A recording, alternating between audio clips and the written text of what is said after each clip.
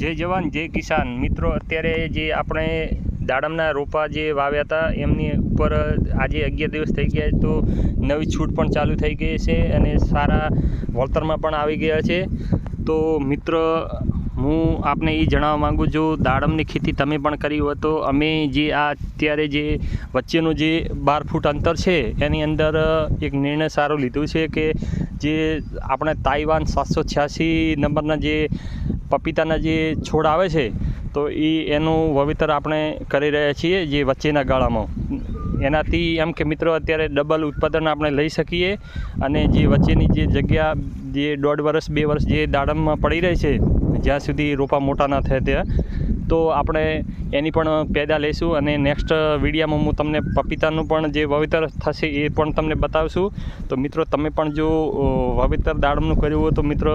તમે પણ જરૂર અવશ્ય જે આ 786 તાઇવાન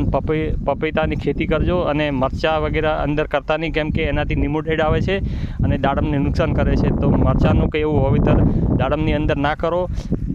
બને તો ગલગોટા અથવા પપીતાનું વાવેતર કરી નાખજો. જય જવાન જય કિસાન.